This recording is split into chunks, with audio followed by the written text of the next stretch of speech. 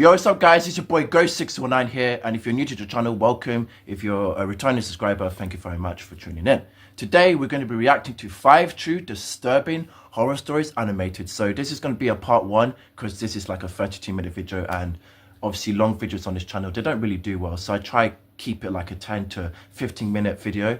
Yeah, I'm going to try keep it to 10-15 minutes because longer than 15 doesn't really do well for my channel, and I want to get more subscribers with the consistency, #1 thing, which I haven't been doing at all. So yeah, we're going to try keep this to 10-15 minutes. I might react to 3 stories or 2 based on the stories that we're going to be watching. So let's just get straight into it. So I had only been travel blogging for about a year before one of my reviews of an old traditional hotel went viral. The hotel invited me and paid me to review it further, and that is when I realized that my passion could mint me some old Benjamins.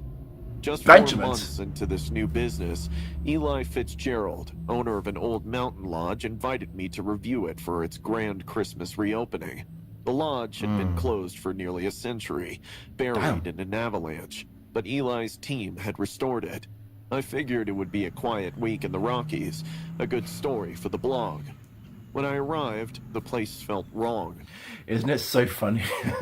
Sorry to like pause the video so early, but isn't it not funny when it's like they say, you know, I'm expecting it to be like a quiet evening, like, you know, you expect something to happen before the disaster obviously happens. I just I know, man, there's just something about these stories I'm just like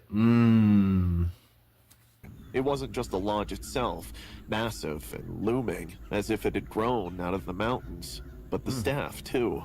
They were dressed in clothes from another era, bow ties and long skirts, and spoke in a stilted, old-fashioned way. What they the didn't fuck? really smile. Eli greeted me at the door, God. his tall figure draped in a thick coat, his eyes too sharp, too cold. "Mr. James, welcome. You'll find it very peaceful here." Peaceful? What's up with his chin? You know what I mean? Like, I don't know, guys. I don't know. Peaceful? Maybe, but the whole place had a strange atmosphere, like it was holding its breath. I settled into my room, a cozy enough space with a fireplace and large bed. The wind howled outside, and I couldn't shake the feeling of being watched. Still, the long trip had worn me out, so I lay down and tried to sleep. Yeah. It was just past midnight when I woke to the sound of children laughing.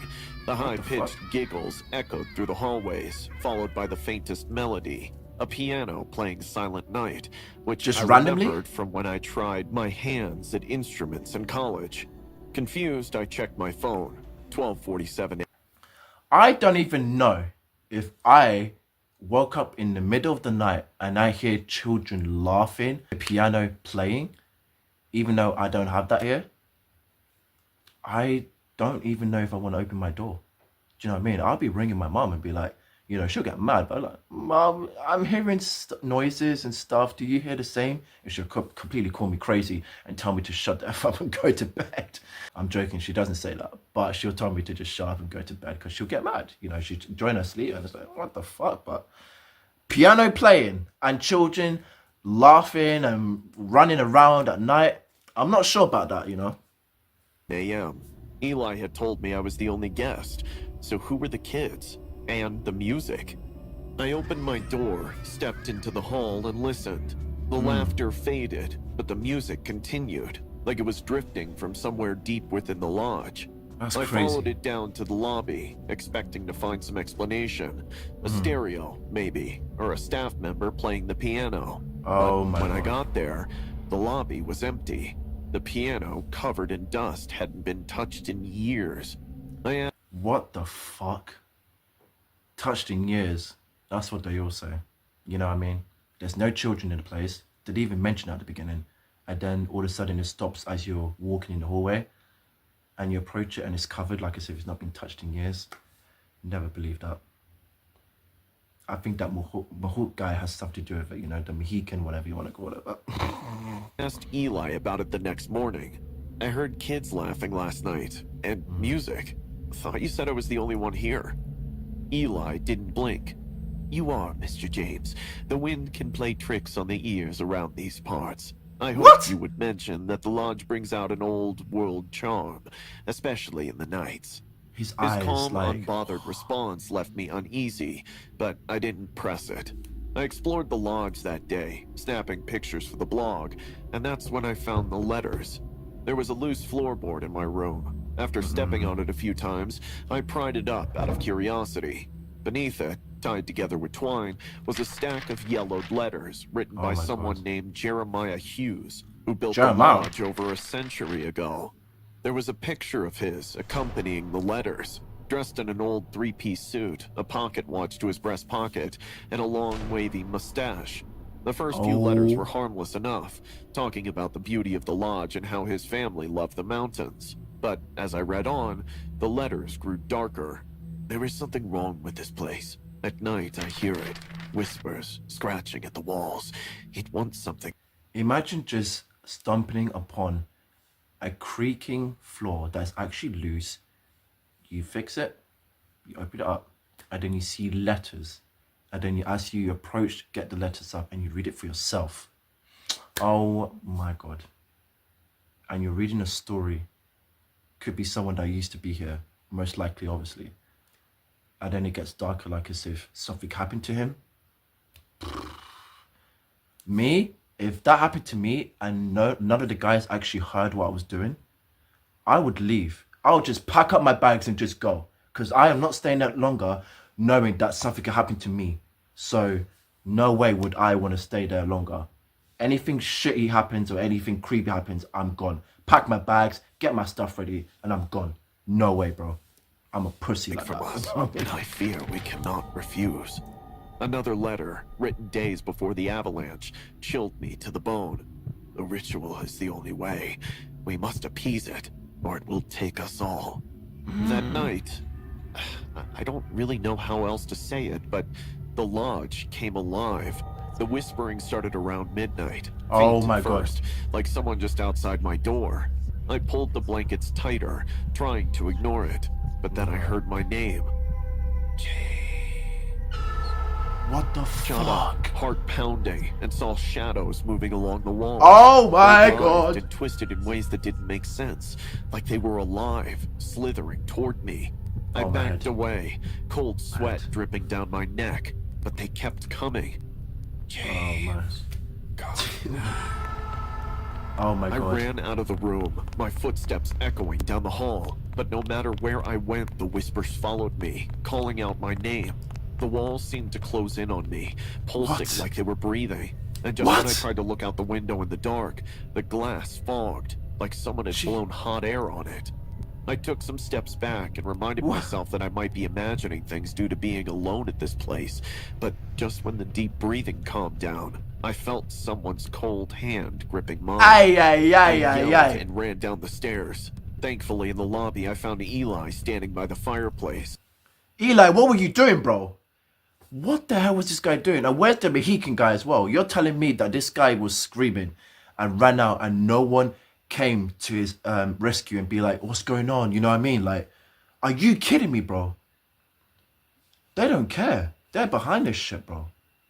They didn't even come to his rescue. It has to take for him to go all the way to Elon just to be standing by the fireplace, just to be like, what's going on is that when he could have easily come. Jesus Christ. I'm not gonna lie, guys. My heart was beating as well. His back towards me. I need to leave right now. There is some strange shit going on at this lodge. Eli didn't turn around. It's too late. The house has been disturbed. It doesn't let go easily. My What? blood ran cold. I didn't care what he meant. I just wanted to get out. I grabbed my coat, ran to my car, and drove down the mountain as fast as I could, not Thank caring God. about the luggage that I had left behind. As fate would have it, I learned in the news that a sudden avalanche swallowed the lodge early in the morning, taking its new owner with it. Oh Rescue my. efforts were underway for a week when the authorities finally reached to my luggage. They found my phone and laptop and sent it back to me.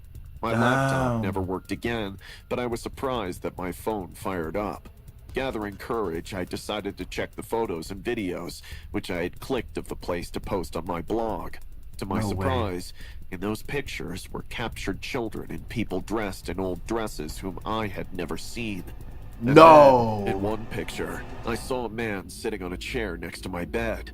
He was dressed in an old three-piece suit, a pocket watch to his breast pocket, and carried the a hell? long, wavy mustache. The original owner of the lodge, Mr. Jeremiah Hughes.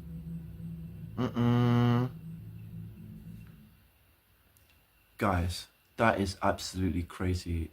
I am convinced that whatever happened to those three, the little kids, and the previous owner, which is we call the original owner, I'm not going to say what happens, but you guys can discuss your thoughts in the comment section down below, honestly.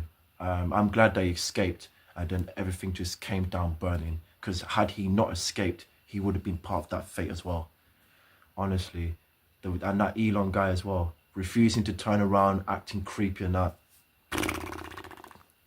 Nah. It started out like any other evening. Just me and Emily, my little sister, heading to McDonald's after school. It was one of those harmless rituals we did whenever we had a chance. Emily loved the place, especially the indoor playground, and I didn't mind. It gave me a break, a chance to sip on a Coke, and scroll through my phone while she burned off energy. Normal The day, place right? was almost empty when we walked in. A few families scattered around, the occasional soft beep of the fryers behind the counter, and the fluorescent lights that always felt a bit too harsh. It should have felt normal, safe even, but the moment we sat down, something felt off. I can't explain it, call it gut instinct, but the second we walked in, I had this eerie sense that we weren't alone, not in the usual way. Someone was watching us. Stop it, Sarah. I scolded myself. Emily was happy. I should have been too. How could I when I spotted him? A man, sitting alone near the front, huddled in a dirty gray hoodie, his hair sticking out in greasy strands. His eyes, though, those were what chilled me. They were fixed. We're always going to have people like that, no matter where you go. You're in a restaurant and you feel like someone's watching you, and then stuff like that happens. That always happens. Even if it's busy, you're going to have that one guy. They might not be creepy, but your thoughts and your thinking, you know, shit things can happen. You know what I mean? Even if they're not so bad looking or don't dress in the way you're thinking, he looks like as if he could do something. It could be a normal person and still they could act fishy. No. Almost unblinking on Emily as she played with the interactive display near the counter. She was completely unaware, tapping the screen with her usual bubbly enthusiasm. But his gaze, it was cold and hungry. I tried to shake it off as I ordered. I mean, it's a public place, right? I told myself he was probably just some random guy, maybe a little rough around the edges. No big deal. But the way he was watching her, it unnerved me. By the time I sat down with our food, he was still there, unmoved, his focus unwavering. I glanced at Emily, then back to him. His eyes shifted the moment I caught him. For a split second, our gazes locked, and something about the way he looked away, like I wasn't supposed to notice him, sent a wave of nausea through me. I should have grabbed Emily then. I should have left, but I didn't. That's what I should have. That is what you should have done. Should have left straight away. Should have gone to Emily, not even ordered the food. Just forget the food, collect your child, and go to a different restaurant or just go home. Because honestly, especially at night, I'm telling you right now, she should have done the right thing. I don't know what's going to happen after this, but let's find out. Didn't. Instead, I watched her run off to the playground area, giggling as she disappeared into the maze of plastic tubes and slides. I tried to relax, telling myself I was being paranoid. I mean, what could happen? There were other people around, workers, families. But when I glanced back at the front of the restaurant, the man was standing. He wasn't leaving, though. No, he was standing near the door, watching Emily again, his eyes darting. This guy has a sign of being a pedophile. I can't lie. Like, you're gonna look at little children like that. You come on, man. Like, toward me occasionally, but always returning to her. My heart kicked up in my chest. Go talk to the manager, I thought. Tell someone. But just as I was about to stand up, he turned and stepped outside, disappearing into the parking lot. Relief washed over me. He was gone. Or so I thought. We ate What? quickly, my nerves still on edge, and I let Emily play a little longer, thinking the worst was over. I got up to throw our trash away, and when I glanced toward the playground, my heart froze. Emily was gone. Somehow, What? in the span of mere seconds, he had slipped back into the restaurant. I hadn't No. even seen him come in, but now he wasn't just watching, he was moving. Fast. Oh my He was God. walking out with Emily in his arms, struggling. My No. body moved before my brain could catch up. I screamed her name, the sound ripping through my throat, yeah. raw and desperate. No. Emily! I ran. Scream. Everything around me blurred. Tables, chairs, people. None of it mattered. The only thing I could focus on was that filthy hand gripping her, pulling her toward the egg. Why did you not scream more? Like scream, scream, scream. And why is nobody stopping this guy from taking a child? If it was me as a father, I would scream. I would go after the guy, and I expect other people to come with me to get this guy away from my child. But you're just running and you're screaming, but you're not screaming like, stop that guy, stop that guy, stop that pedophile. Like, oh my God, bro. You gotta make, Let's just Exit. continue. Her small body twisted, trying to break free, but he was strong, too strong. She screamed, and the sound of it, that high-pitched, terrified scream, shattered something inside me. I lunged at him, clawing at his arm, his hoodie, anything I could reach.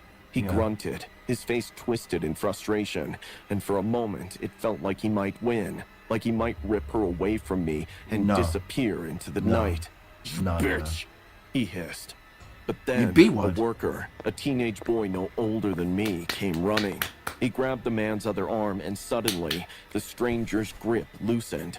He shoved Emily the to child. the floor, and before I could react, he was gone, bolting through the door, vanishing into the dark. I held Emily, shaking. Both of us cried while people crowded around us. Voices blended into a murmur of concern and disbelief, but I didn't care about them. All I cared about was Emily, her small body trembling in my arms, her face pale and tear-streaked.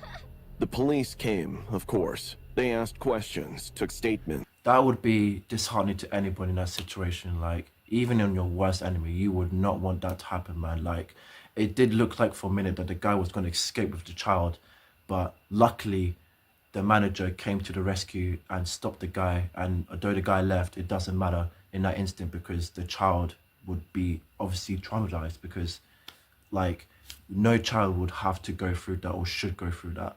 And obviously there's a lot of creeps out there, and you should be looking after your child at all times. If you sense something's wrong, you got to do something about it. Like, you know what I mean? Like, if you feel like something bad's going to happen, trust your instinct and grab your child and leave, or say something to the manager. You got to do something, man, because if you just let it play out, stuff like this happens, man. I'm glad the child's okay, and I'm glad the mother's all right. And thanks to the manager, they all helped out, and seems like everything's been sorted out. But let's see what happens. But it didn't matter. The man was gone, vanished like smoke. And no matter how much they reassured me, I knew deep down they wouldn't find him. And for weeks, life went on, but I couldn't shake the feeling. Every time I passed a McDonald's, every time I heard the squeak of a playground slide, or the shuffle of feet in the crowd, my heart would race, my breath would catch, and I'd find myself scanning the faces around me, waiting to see him again. And then one day, I did. No! I was with Emily, walking through the mall, when I felt it. The same cold, prickling sensation at the back of my neck. I turned, and there he was, standing near the entrance, his hoodie pulled tight over his face, watching us. This pedophile again? Terror clawing at my throat. He smiled, a slow, crooked smile, and disappeared into the crowd. And I knew he was waiting for another chance, waiting for us. Oh my God. Guys, like literally, when you think everything is done and everything's just at peace now, even though you're going to have to live with the drama of, like, you see McDonald's, you know what happened last time. You just don't know whether you should go back in there, and then all of a sudden you're just minding your business, you go shopping with your child or something, and then all of a sudden you see that same person again. That is just fucked. Unbelievable. But But yeah, guys, if you guys enjoyed this video, then drop a like, comment down below your thoughts, how you felt during this video. Yeah, so we're going to react to the rest of the videos in part 2. And yeah, until then, I'll see you next time. It's been your boy 𝘾𝙃𝙀𝘾𝙆. Thank you very much. Peace out.